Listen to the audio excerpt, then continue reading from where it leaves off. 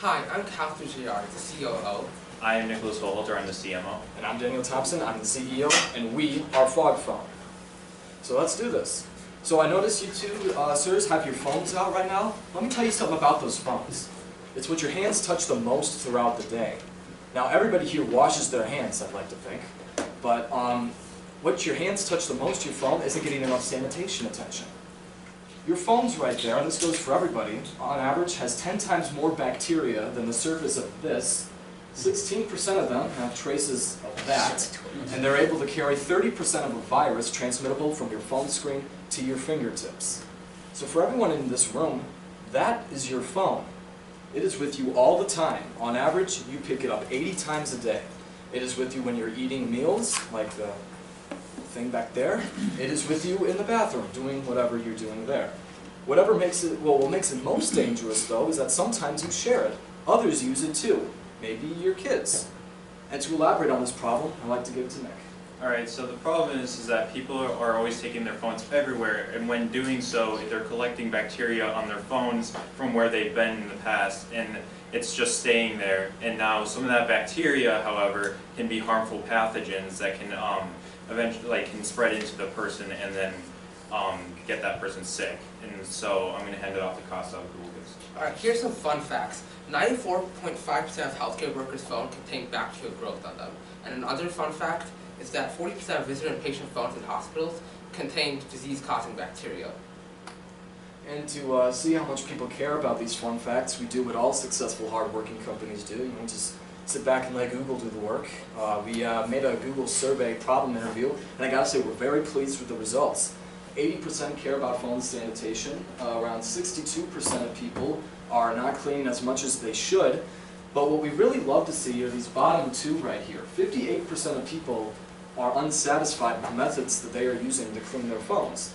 And 94% of adult females care about, that's a big number, 94% of people, adult females, care about phone sanitation. So what we have here is we have a clear problem that needs to be solved, and we have our customer segment to help us solve it. And for customer segment, Nick. Alright, so we're going to be targeting mostly young adults that are women in the women audience, frequent cell phone users, businesses that care about their customers' health and also their employees' health so they can increase productivity and less sick days. And so I'm going to hand it off to back to Daniel here. Or actually, no, I'm going to talk about the solution now. So the solution is we have an idea here that is the box, and it only takes a few seconds when using. You put your phone inside. Then you activate the spray, and when the spray sprays it, it will be dry on contact. It'll spread onto the phone, disinfecting it. And then when you pull it out, you just have a disinfected phone, and you realize it has no residue left on it, and so you don't have to worry about any greasy film. And it's disinfected, and it's quick, efficient, and healthy for the environment. So I'm going to hand it off to Daniel now about the SWOT analysis. We put together a quick little SWOT analysis to determine where we are right now and how we're doing. We have good strengths with networking and resources that we need available. Our product is designed to be reusable, high maintenance, which we can keep on selling, kind of like a printer company would. We have weaknesses though. We have not a very clear distributor yet, not very confident in product demand, and we have no way for the customer to determine how many germs have been killed. But we have a great opportunity.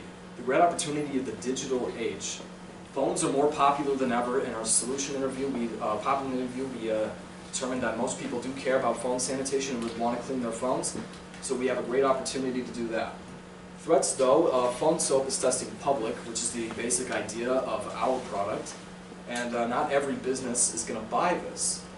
So Phone Soap, our main competition, I'm sure you all have heard of them. They're the Shark Tank phone they launched there. It's portable, but you're going to need a cord to use it. It costs money to use, and it takes time.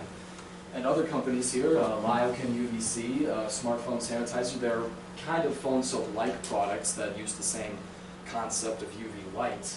And iRoller, which is just found kind of funny there. So, but how are we going to sell our product and get ourselves into this market share? Okay. All right, so for channels, we're decided using e-commerce to get out to the customer, but mostly we're focused on the distributor area, so we're able to have them get our product to their customer area quicker. And to elaborate on this, I'm going to hand it over to Costa. So how are we going to make money? Our main revenue streams are going to be us selling to businesses. So business, you're going to be selling to fitness centers, schools, corporations, grocery stores, and then distributor sales. So when distributors sell our product, we're going to take a cut out of the whatever revenue they make. And then what makes us different from other products? For public use, we only take 3 to 4 seconds. UV light causes most skin-related diseases, and we're safe. No health risks involved. So now we're talking about how are we going to measure our success. We're going to measure it by looking at social media mostly, and the likes and follows we have on their posts, and also the online public comments that people leave about it, so we can have a little bit of advice. Anything, and also sales to businesses, and like how people, if they observe consistent usage of the device. So now I'm going to hand it over to Costa. Oh wait, no, Costa, sorry. I'm going to now I was talking about how we're going to keep in touch with our customers is, we're going to, like I said, we're going to be using social media, like our Instagram here, which is @FogPhone, and and also email, so we're going to be able to get back to our customers in case they have any questions, concerns, or just comments in general. So now I'm going to hand it over to Daniel. We have a very big total addressable market here, 5.6 million buildings in the United States that we can sell this to. But we're going to get a little bit more realistic. Our SAM, down to 182K, we are targeting hospitals, schools, stores, and fitness centers. And how we're going to start this off, a realistic start, 5 schools in D211, which we think we have a great shot of selling at. Anytime Fitness, I've been there, cares a lot about germs. Harvard College, Alexian Brothers Hospital, of course, they want their patients to be clean, and Whole Foods. So we're very confident that people are going to be able to want to buy this, because we're very pleased with our results. From another set of interview questions that we did, our 4 favorite points, the gender was predominantly female, which was a great change from the problem interview. How often would you expect to use it? Almost 85% of people fall into the range if they would want to use it between once a week to every day. That's very exciting news. Do you care about the sanitation of your phone? 89% said yes, which is even more than the problem interview, and 91% that they use a stationary product like ours to clean it. That's even a little bit more than the sanitation. And that makes us very confident when we test our hypothesis. Alright, so our hypothesis is that people care about the sanitization of their phone after knowing how many germs and bacteria growths are on their phone. And now Nicholas is going to elaborate more on that. So we're going to be using mostly social media in the prototype. So in doing so, how will we implement this? Well, we're going to implement it by, or what do we want to test first is, will people want to use this if they were to come across this product in the public, and would they notice any difference in change in the phone, and do they find it simple and easy to use? And along with, so how will we do this is we're going to just make a prototype and go out in public and test the idea, see if it works. Alright, let's not overcomplicate the thing. It's just a box that you put your phone inside and then spray it. Okay, so for our costs to make this MVP, the 6-pack of Lysol Disinfectant Mist from Amazon.com is $43.99. 2 kilograms of white 3D printer filament, also from Amazon, is $40. Stickers, because they're fun, and we're going to put them on the side of the device, $5.75. Posters, that when we do our setup, including the stand, is going to be $44.50. And the t-shirts, because it's nice to be color coordinated when we do this, for $22.50 for a total amount of $157. And we'd like to thank you for listening to how we're going to revolutionize sanitation.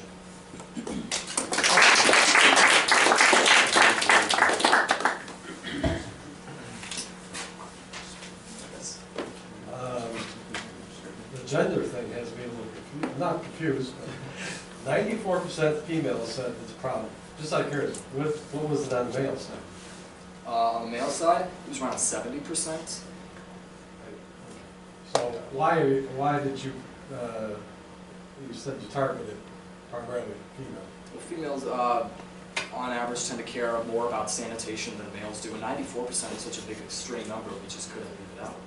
70's pretty high. So I was that's just high, curious. but it can't get people 94 ways. And then, my other, I assume eventually it's gonna be automatic spray, not, you have to put the can up and go like that?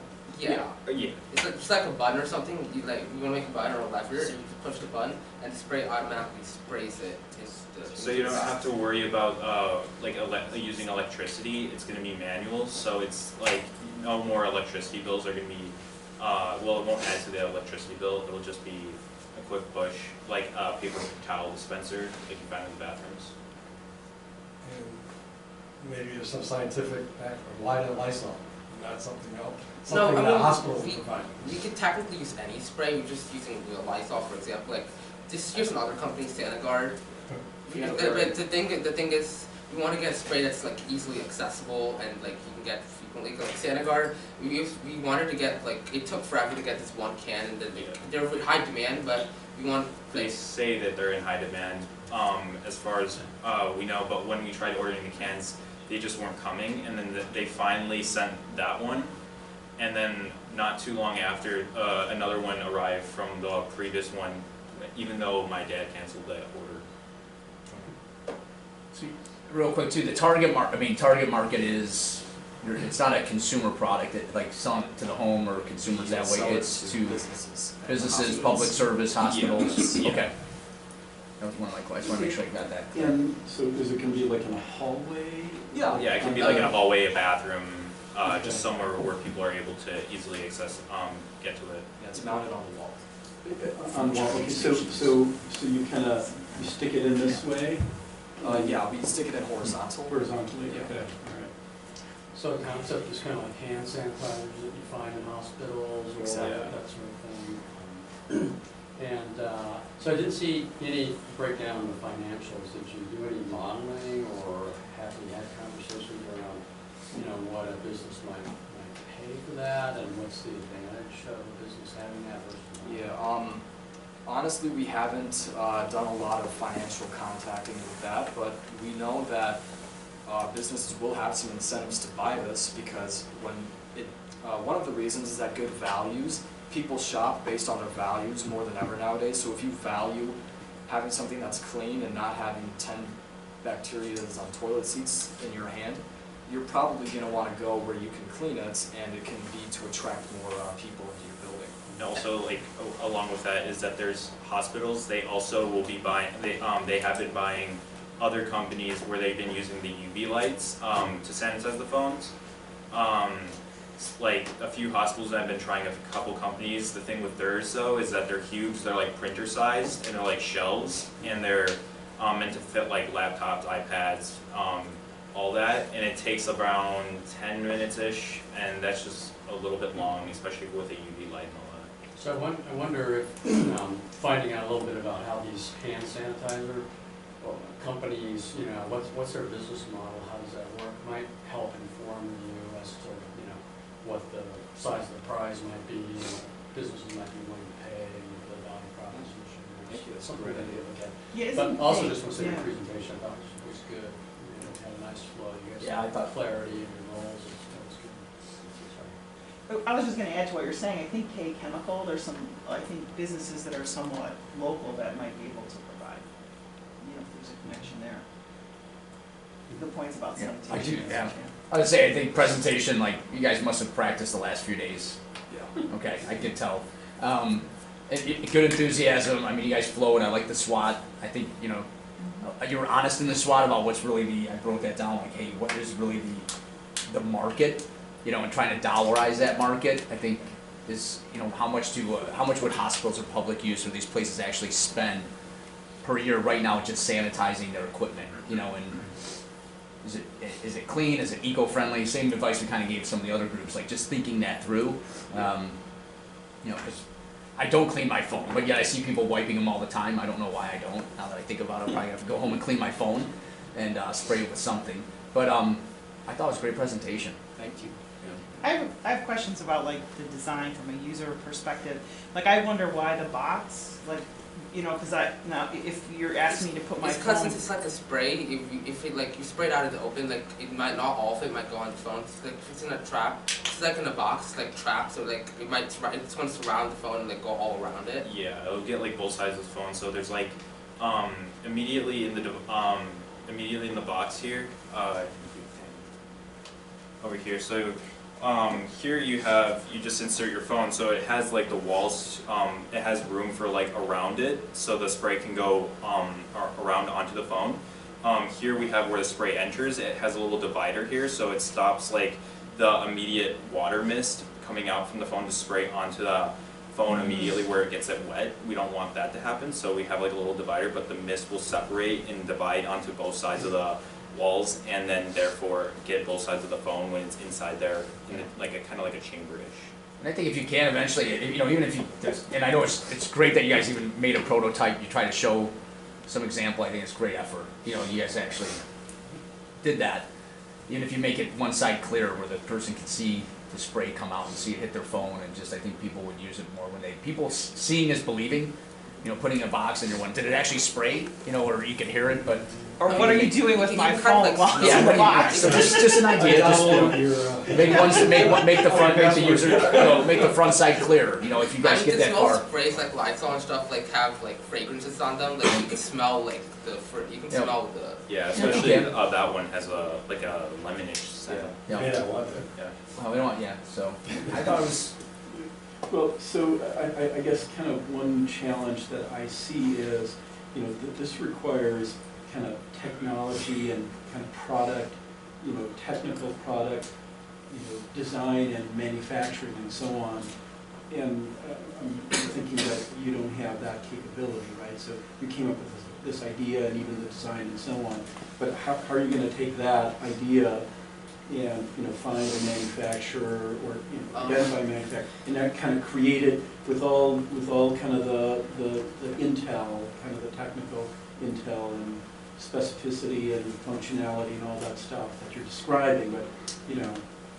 For now, like Well- the MVP pitch money, we're thinking of like 3D printing it using 3D printers that. Yeah, I have a 3D printer at home, so that part is like already covered. So we just would want to buy like the filament to use in it. So and then you just have to design it on the computer and then just kind of create it from there. And then so you don't have to worry about like the printer part, having to get the printer or using a printer.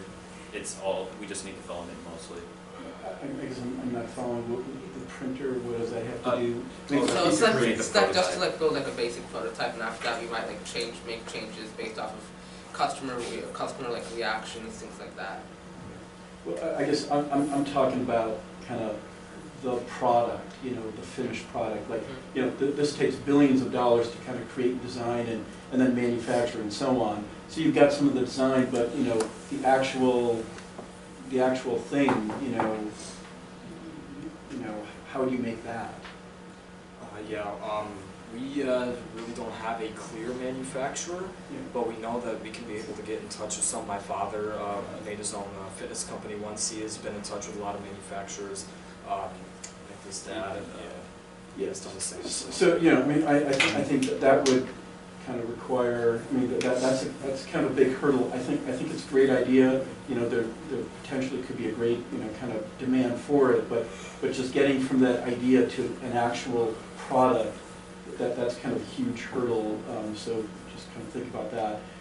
So you know, I'll echo what Mike said. You know, I thought the presentation was really good. I thought that SWOT analysis was very, very helpful, kind of identifying all the things that you should be identifying.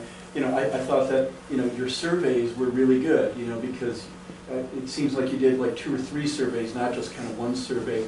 And you were very thoughtful. You know, the questions that you asked in the survey, you know, made me feel that, you know, you're considering a lot of different things. And I mean, this is a challenge, and so, you know, you're kind of looking at it from very different angles. So I thought that was really good. So Thank you. I did have, like, from the standpoint of, and maybe it's too far, but do you picture like the box and then there's somehow you mount the can inside the box, so when someone hits a button, it sprays for them, or is it like? It would be kind of like that, but it would be like kind of like a little extra attachment to the box. Okay.